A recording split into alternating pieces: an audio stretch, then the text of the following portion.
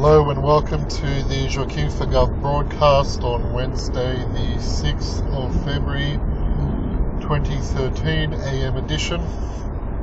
I read that Telstra is looking at throttling or deprioritizing P2P traffic on its services, and they were saying that if they lose 80% of their customers or something like that, they would prefer that they would go to other providers. And it's not surprising. Telstra's classically the ISP where most of the mainstream users, I guess you could say, where you get 20 gig a month and you do email, that's it, and you never touch your limit. So of course they want those people and not people that actually use their usage. Anything that something like an ISP tries to do to limit pirating, especially at the transport level, is not going to work, especially not in the long term, because they just move too slow compared to the actual pirating community, and they're generally much more technically capable than the people trying to stop them. So that is not going to change that. It might irritate people enough to leave them for a while. Apparently this is a trial, so if you are that way inclined, and by that way inclined I mean that way inclined to get the service that you pay for without it being meddled with.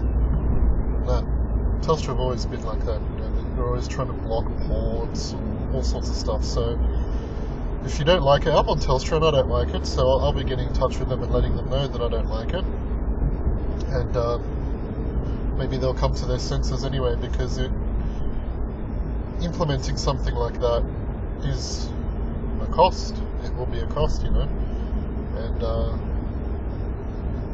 it's not really a thing to go down. We're eventually going to have the NBN, aren't we? And we're going to be able to have 10, 100 times more bandwidth than we have, so what's the big deal? Maybe that's why they're trying to do it now. So if you are on Telstra, you should know that, and you probably want to do something about it. Apparently you can opt out of their trial, but I'd be a bit hesitant to do that. I would just more complain that this is what you read and that you're not for it, that you don't want it on your service ever, not just in this trial. Also, if you do that, it might be a bit of an admission of guilt too. Who knows what they're going to be doing with that information? Maybe they just want to know how many pirates are on their network. It's a good way to find out.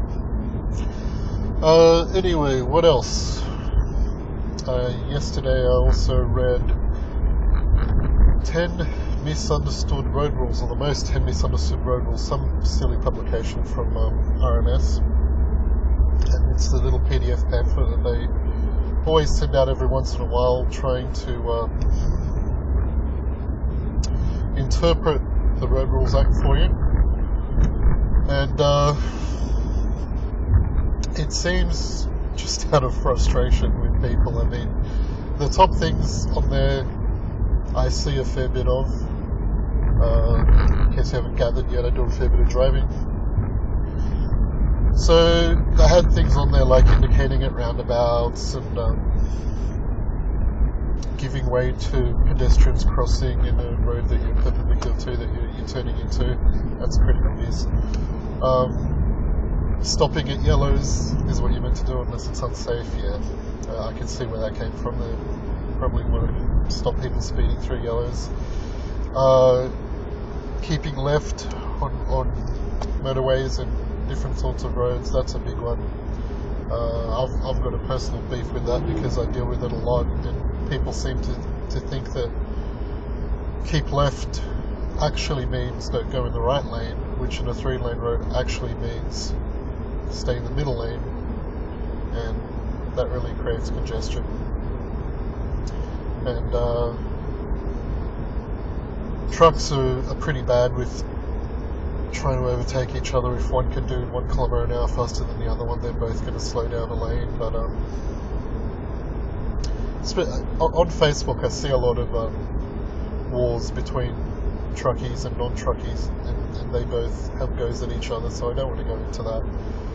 Everyone's guilty of doing that, not being in the right lane at the right time, as far as I'm concerned.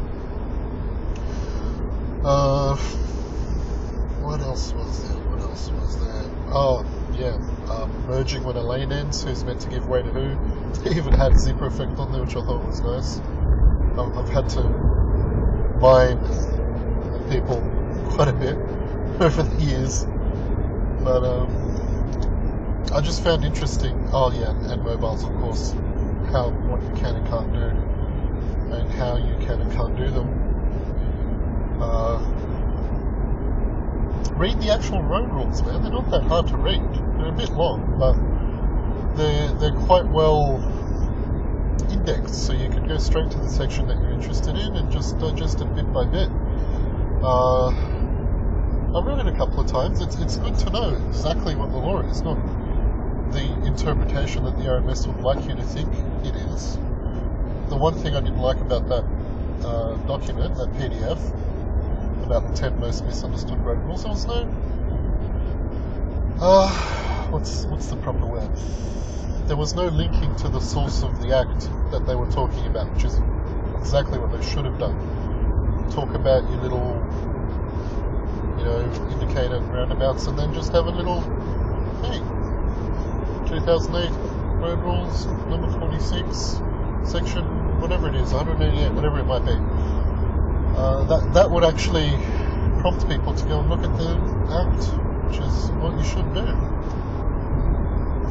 So have a look at the act, know what you can and can't get away with. It's good to have that knowledge while you're driving, and that's what it's there for. You should know the laws of your society. I think we should, as a citizenry, be familiar with as many acts that govern our daily lives as we can, and the road rules is a big one.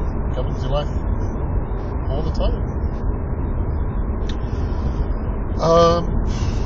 Having said that, it's the problem isn't necessarily people not knowing the rules, they just don't care. I mean, I'm sure most people, when they're not letting people in, when they're staying in the right lane, all that stuff, if you ask them what the actual law was, they'll probably get it right. It's not a misunderstanding that's the problem, it's just that they don't care. And that's how it's going to stay if you keep sending out pamphlet PDFs that don't source anything and just leave it at that. What else have we got? Soccer match fixing. So that was another one where they've discovered that a lot of soccer or football matches have been fixed over the years, and it doesn't surprise me one bit whatsoever. And it's probably not limited to soccer. Sport is just way too much of a distraction. People take it way too seriously, and in my youth I used to be like that. I know what it's like. It's a good distraction. I'm not against it. I'm not against even watching it. But to do it to such a level where you're an encyclopedia of stats and information on something that is a distraction, seriously to distract you from your life and other things, it's pretty bad. So if you take the view that it's used as a distraction, then the storyline that can be created by having control of the results and the way in which those results come about is a pretty big advantage to be able to do that. Create some controversy, and people that are into it will just talk or think or concentrate on that for quite a while, longer than they would otherwise if it was just a match. And you think about how easy it is to control any major sport, really. It's not to say that every move and every match is controlled, every play, whatever might be applicable, every point, every goal, every try, every wicket, anything like that. It's just that little nudges in the right direction at the right time can make a big difference. And I think that is going on for sure. A good example of that, I think, is cricket. When you watch cricket, you'll notice that sometimes they will show you a replay, and sometimes they won't show you a replay, or sometimes they will refer it or whatever. It's basically when they want something to change or give it that opening, then they'll show the replay. But if something is just to be left alone, things that, like LBs and stuff like that, and all sorts of stuff, run-outs, all kinds of stuff, you'll notice that if you watch enough cricket, or maybe you will now if you watch enough cricket, that there are times when a replay would be advantageous and they don't do it, or an appeal, or a how's that, or whatever you want to go with. It's interesting, is what I'm saying. And if you go to watch cricket live, it's the same thing. You're well far away from it, unless you sit there with quite powerful binocs. It's pretty much the same as watching it, and you're at the mercy of replay screens and things like that. And it's plenty deniable. I mean, what's the go? It's a broadcaster. We didn't replay it because we didn't replay it. That's how it is. Not that I think anything should be done about it, other than just taking sport less seriously. Just blow off some steam with it. That's probably the best thing that it's there for.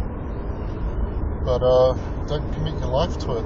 If you are heavily into a particular sport, take all the knowledge that you have of that sport, every stat of teams and players and the stats of individuals and plays and history and the whole thing, and take that out of your head and replace it with law and economics and history, things that could actually change your life. You got quite a lot of space, don't you? So that might be a suggestion. But yeah, from a government legislative standpoint, you can't do anything about that. It's just my recommendation to you to not be so invested in sport, unless you literally are doing it as a career, which good luck to you.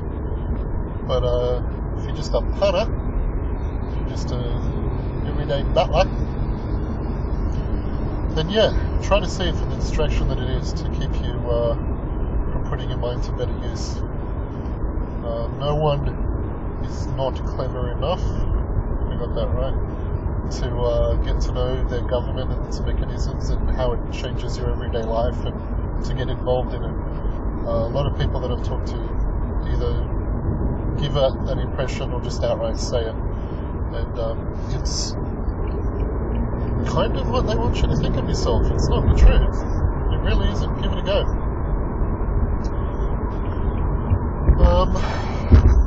So yeah, I'm sure it's happening in other sports all over the world, and so be it. It's entertainment. That's what it's there for. I'm sure you can get people for racketeering or something like that, but really, just don't take it so seriously, and it won't be so serious. Another thing that I read was about the coalition back on the old boats. They're going to, or apparently there's talk about them using the Navy to turn around boats from Sri Lanka while they're still in international waters, so that we don't contravene some ridiculous UN obligation that we have. Wow. Just wow. What can you say to that? That is just wow. I've already told you about my opinion, if you haven't heard it yet, on boat people. Firstly, again, no such thing. You need to call them what they actually are. Are they seeking asylum? Are Are they illegal immigrants? Are they legally trying to immigrate? You know, there's something to that. The percentage of our intake, last I read, saw some graph a while ago, it's pretty low compared to the rest of the world. Don't imprison people that are seeking asylum. Don't put them in a box and make them go crazy and burn the place down or hang themselves or kill people or all the terrible things that go on. If you are of the view of no boat people, stop the boats, no immigrants, then what are you? I don't know. Could you possibly be racist? Could you possibly be misinformed? Could you possibly think they're taking your jobs? Or maybe that they're taking your hard-earned tax dollars, welfare, who knows? There's a lot of different reasons for that sort of mentality. But it's definitely constantly being perpetuated by the coalition, and it's pretty piss poor. And what are you really doing? I mean, it's just legal semantics.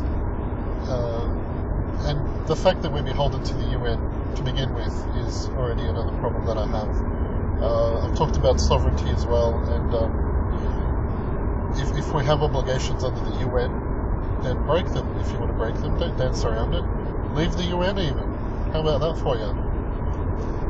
That's something controversial, isn't it? So yeah, that's just ridiculous, and it's probably not even going to pan out because they are still effectively breaking our treaty with the UN, and or our UN treaty that we are a part of, since we are a member of a treaty that a bunch of countries are a member of. So yeah, don't dance around the subject. Seriously, if you are going to be the party that represents people that wants to keep the boat people out, then just go whole hog. Just say, well, just break our UN treaty. How about that? Or even better, leave the UN, which is something I would be for. We don't really, as citizenry, we're not very accountable, or they are not very accountable to us. And how many wars have there been since the UN was founded that was meant to prevent them after World War II? Craploads.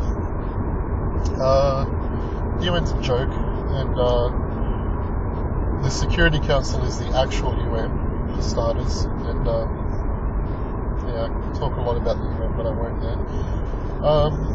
If people need to come in, let them come in, don't give them welfare, problem solved. That's all that really needs to be done. This is illegal immigrants and crap like that. Asylum seekers are a different story.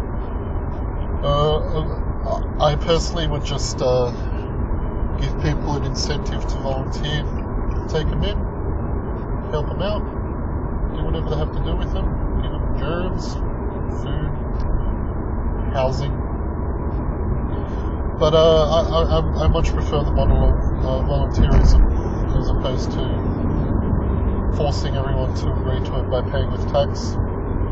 So if something that you want to do, you get a tax rebate for doing it or something like that. I think that already happens anyway, so what's the problem? And yeah, if you're racist, then I can't help you. And racism, I guess, is a problem in this country. And if you don't like people that aren't like you, I guess you could call that racism or being prejudiced. It's not just people of different skin that speak a different language, that smell funny, or that cook funny food, or that do funny things, or whatever it is. If you really have a problem, help them. Go, come, talk to them, make them feel welcome, show them. That's how you assimilate people, isn't it? Not ostracizing them. What else? Oh, I already read that one. I don't know who comes up with this. A study by University of Sydney or UNSW or something like that bicycle riders that don't wear helmets are likely to take more risks. Wow. How much money did you spend figuring that one out, guys?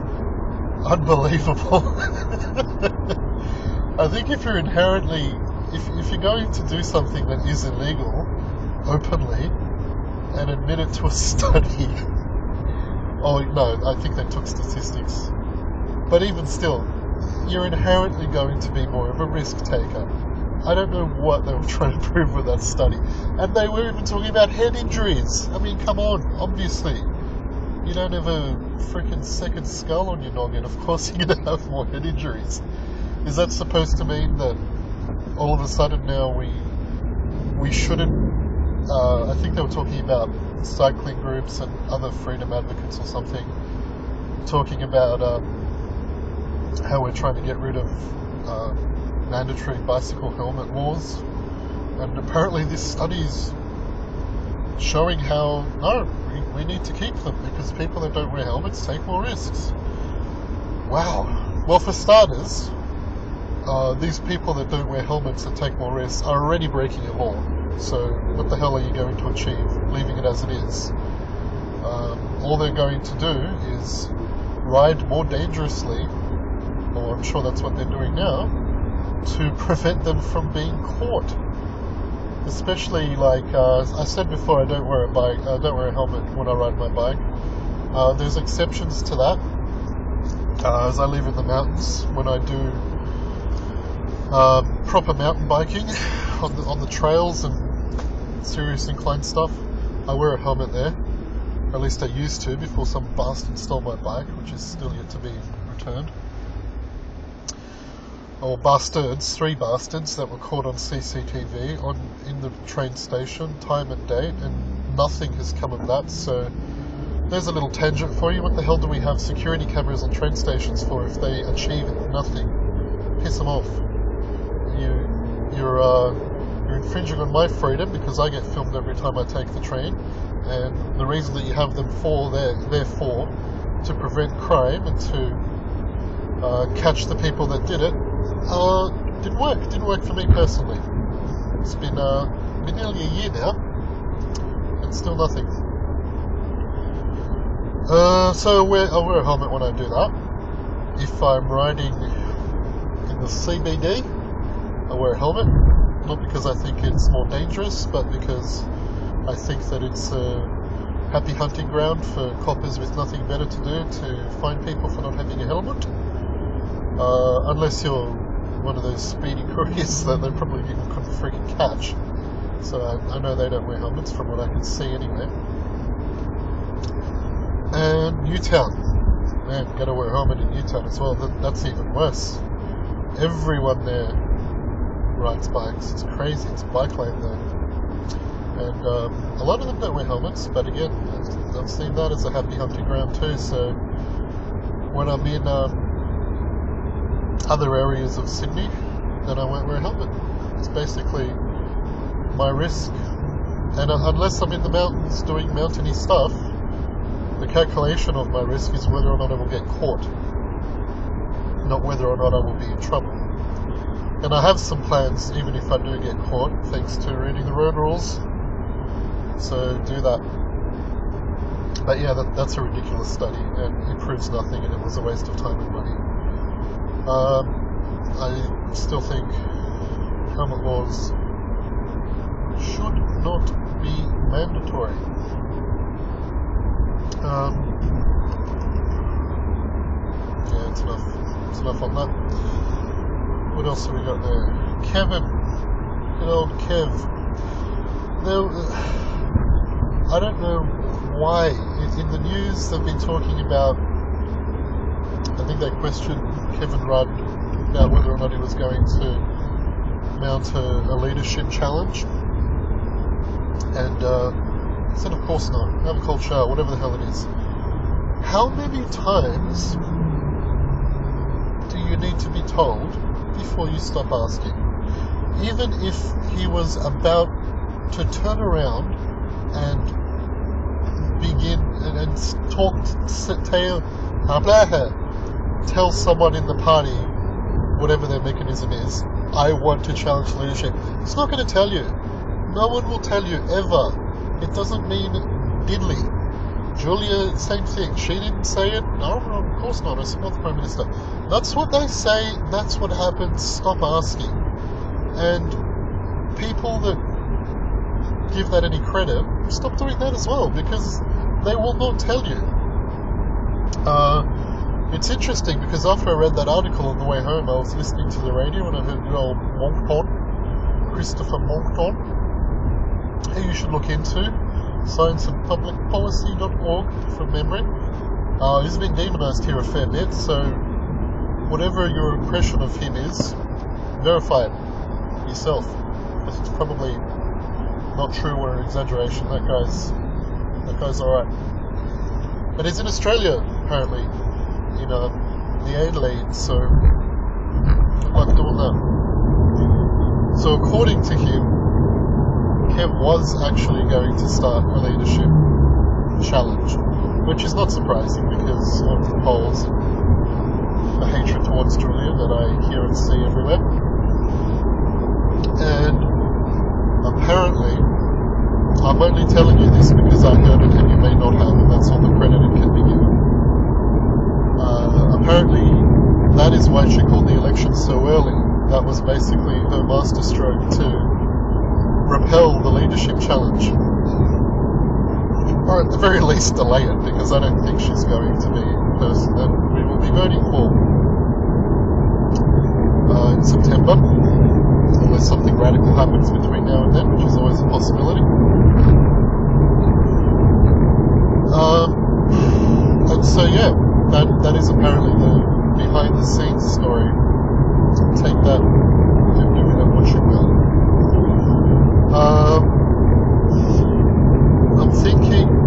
I've been thinking a bit about what I said before about doing a broadcast, whether or not I have anything to say, and I'm not so sure that's the right way to go, because if I want regular viewers, I don't know, because I don't know what I would want. I don't know if I would want a daily whatever's on my or whoever I'm watching's mind, whether it's half an hour, as this is looking like it will be, or whether it's just 5 minutes of mumbling about their own personal opinions on something, or if you want to save it until you have something long to say. I don't know. I'm going to stick with this for now until I get some feedback on that. Maybe twice a day is a bit much anyway, for now. But if I can do it, I'll do it. But I won't live by that law anymore. That I was afraid to do it, so I have to do it because I'm not afraid of doing it anymore. So that aim has been met, I guess you could say. But yeah, the other thing as well is I've been trying to avoid getting too much into my own personal life or opinions on stuff that does not relate directly to our government or our country or our legislation or whatever, but this isn't just about what I would do and what my policies are, I guess it's about me and who I am, so I'll let it get a little more trivial if there's something on my mind that doesn't specifically relate to government or governance or governing. Maybe I'll give you that just so that you get more of an idea of who I am personally. Again, I think that's something nice to do. And I think we might leave it there. I think that's pretty much everything that I wanted to say. So keep it up. I get one view at least for every video so far, whoever you are. Good on you. And I hope you're entertained or you're getting some function out of this. And get some more people into it. I have another YouTube channel, actually, that I had before I started doing this. I figured I'll start a new one to keep it clean for just this stuff, but I do have a few more views and videos and subscribers and whatever on the other channel. I think it was mainly because of the videos I took the night that the Occupy Sydney gathering got evicted. That was an interesting night. That's one of the stories I'll save for when I'm desperate for material. So I might try to do some cross promotion or something and see if I can get more viewership. But I am just the door. That's the idea. You have to walk through it and show other people the door. So yeah, if you're hearing this and you're not, if you don't know me personally, then wow, it's starting to work. Keep passing it forward. And tell me what you think. If you do know me personally, thanks for the help. If you want to talk to me, just talk to me. We don't need to talk through this medium. But spread it out to other people. You don't represent my views. Just say it. Disagree with him. This guy's a nutter. Look how embarrassing. Whatever it is that you're going to say to indemnify yourself of my views and my actions. Although if you're watching this 31 minutes into it already, you're probably already doing that kind of thing, so I should put this at the front. People that watch it for a minute, yeah, screw it. So help spread it around. Joaquim, number 4, GOV, Joaquim4gov, call me Joey if you like, on Facebook, Twitter, and YouTube. Bye.